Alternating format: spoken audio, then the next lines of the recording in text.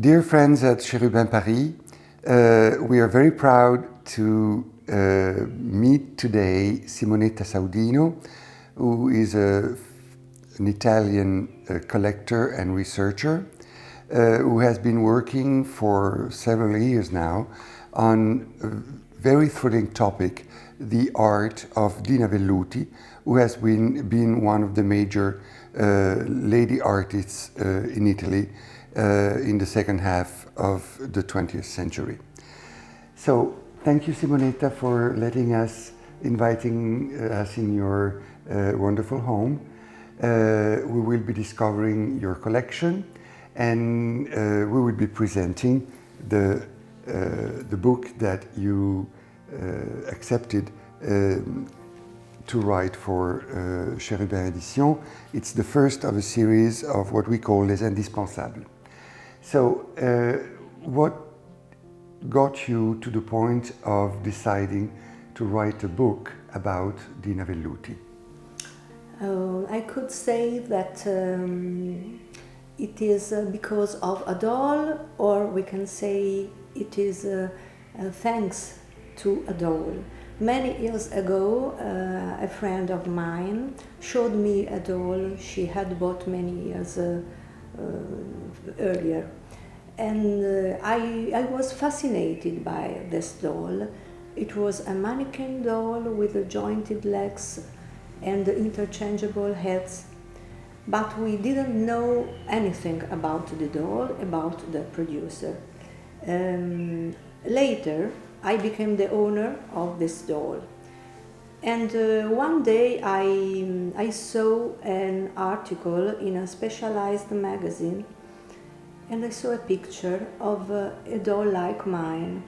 Two heads were exhibited next to the doll, and the doll belonged to Dr. Rosita Siccardi, a famous doctor and a dolls expert at the time.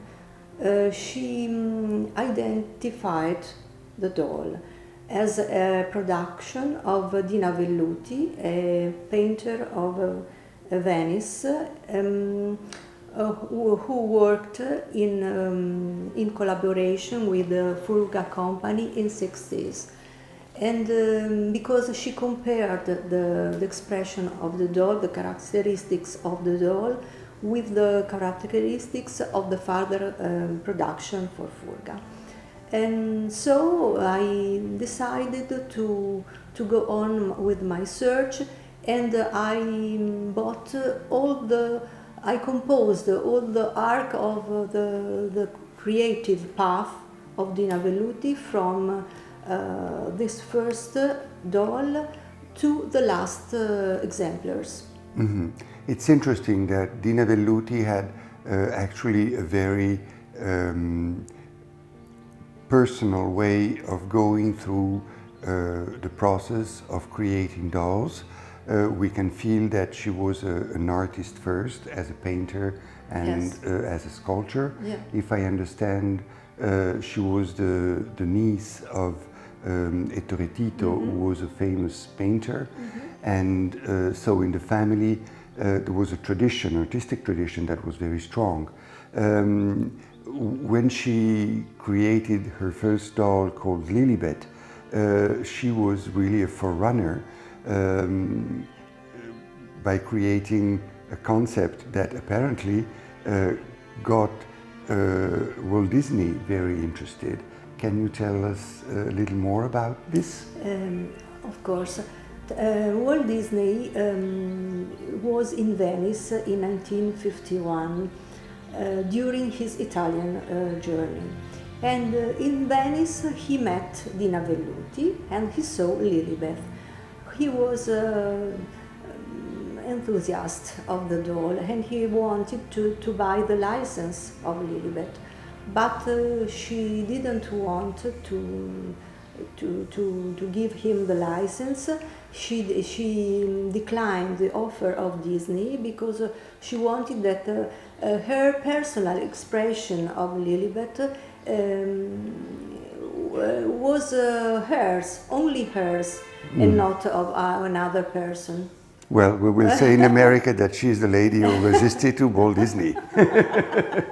Well, it's the second with Pamela Travers. Yes. He had a lot of difficulties True. with her.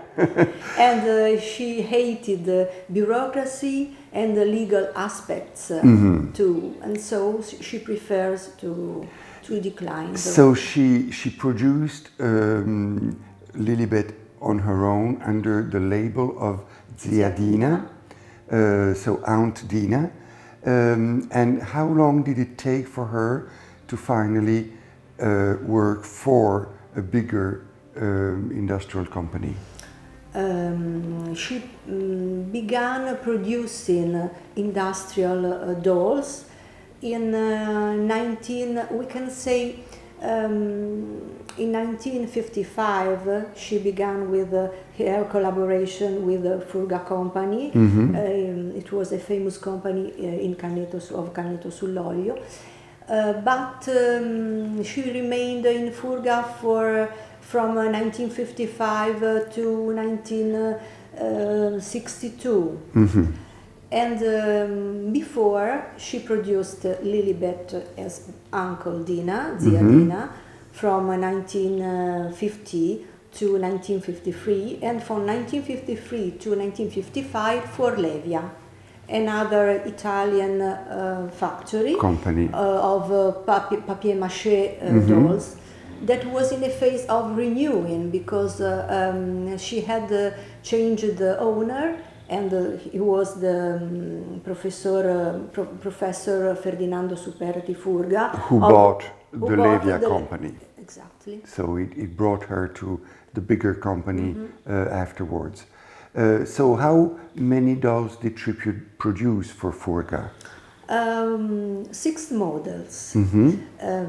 Tonino, Pieretto, Ninetta, Giacomino, Cappuccetto Rosso, and Giulietta, the last model, the last 1962. Do we know if these models were exported in other countries, or were they mainly for the Italian market? No, I think, no, they were imported in other countries too. For example, in Germany, in France, in USA. And in the US as well. Well, it will be interesting to see if we can find collectors in America who would already own, maybe without knowing, interesting dolls created by Dina Velluti. And so after she had these years of intense production with Furga, did Dina Velluti go back to producing her own dolls in her own name? Yes, she did. She dusted off her first name, Uncle Dina, with Creazioni, Zia Dina Creations, Uncle Dina Creations, we can say. And under this label, she produced 3 new models: Tonino Teddy Boy, La Distratta Michelina, and Martin Quarcontento. Then the license was bought by Zanini Zambelli Company. I see. And they produced the same models in 10 years. So basically, dolls that were created by her hit the market between 1951 and 1976. Yeah. So it covers a big generation, we can say. Interesting, very interesting to see. So what happened to her toward the end of her life? When she stopped making dolls? Making dolls. She spent the last years in the Villa Velluti in San Bruson, next to Venice. And she was a patron for the arts. Yes, she organized many events in culture and music. And music, of course. And she died in 1977. I see. Well, we are very, very pleased to have, through your words, a summary of your book. We are very pleased that we could print it in 2 languages, in Italian and in English, and we hope it will bring a good inspiration for the international audience on the art of Dina Velluti. Dear friends, we are very happy to be visiting Simonetta Saudino's parlor today. She has been setting up a special exhibition with all of Dina Velluti's creations that are in her personal collection. So, which is the doll you want us to start with? The first doll is the main doll of Dina Velluti is the Lilibet doll. This one, and this was produced in 1950, and it is the most artistic creator of Dina Velluti production. Then we have three twins, Neonato, Mitzi, and Fritzi. They were produced in the same period of Lilibet, more or less. The twins, Mitzi and Fritzi, 2 years later. And then we have Tonino. Oh, just amazing creation, I think. This was already made by Furga. The first model she produced for Furga in collaboration with the Furga company. Mm-hmm. And this is a doll without eyes. So the eye cut is very particular, and it's also interesting that it's a left-handed little baby, and a mechanism that is actuated by the back can make him move and ask for more food. This is another version of Tonino with a different kind of hair, with a wig with rooted hairs, and this one had a toupee, and another Tonino that here is not has not in this place has no hair.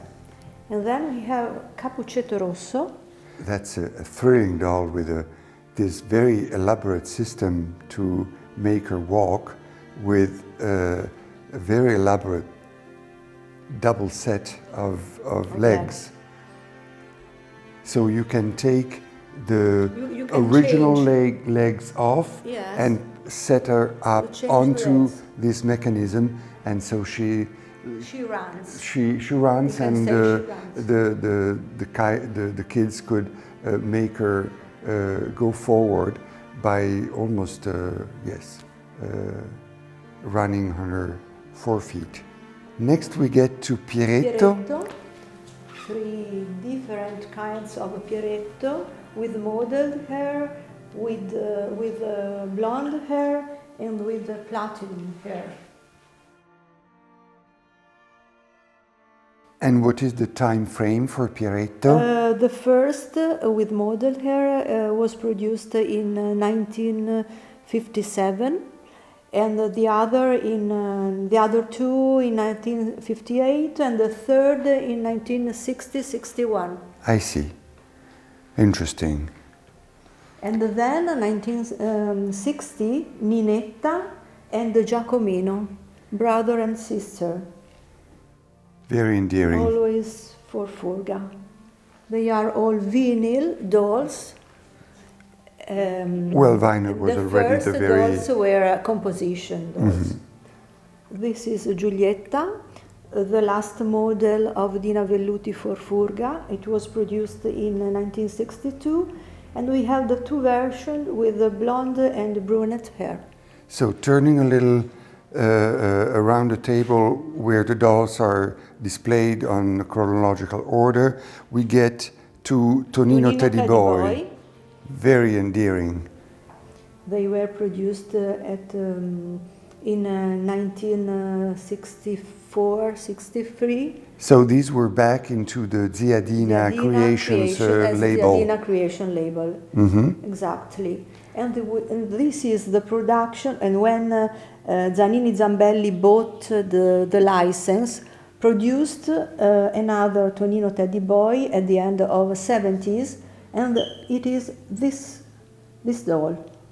And it's interesting that it already had been on display during one of UFDC's conventions. In 1992. Yes, very interesting. So there are indeed dolls that in America already are cherished by collectors from the series of Dina Velluti dolls. And so, following the chronology, we are getting to Distratta Michelina, which is a very, well, absent-minded Michelina, this means. She looks dreamy. The sky, yeah, she dreams. Yes, she dreams. And this is Martin Cuorcontento, the last creation of Dina Velluti, that was presented at Fiera Campionaria in Milano in 1966. 66. With the other two models. I see. And we avoided on purpose one more creation that she made. So we will be going back a little on the table, and we will be discussing Giovannina. Giovannina, she is a very surprising doll, very tender in the expression, with this particular shape for the arms especially. And what is the mystery about Giovannina? Giovannina was a prototype for Furga, but she remained as prototype. She was never produced. When Dina Velluti got back to producing the dolls on her own name, she produced this one, and it is similar to the first Giovannina, but not exactly the same. Exactly. And do we know who made the production for her? You were mentioning that she produced them, but she didn't have a factory. So which factory did provide the parts? It's not clear. We don't know who are the factories who produced for her.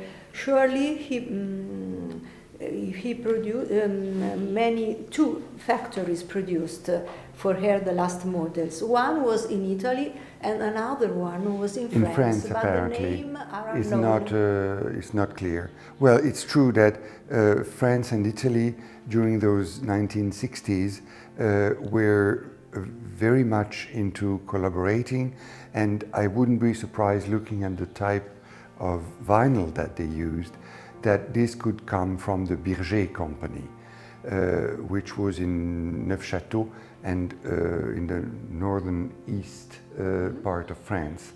The characteristics are quite similar, but of course we have no paper, no documents that can state this. Well, dear Simonetta, thank you for your invitation. We were delighted to discover your collection, and still thank you so much for writing this book that will be, I'm sure, very interesting for the doll community, both for the Italian audience and the international audience through the bilingual book. Thank you so much, Simonetta. Thank you, Sami.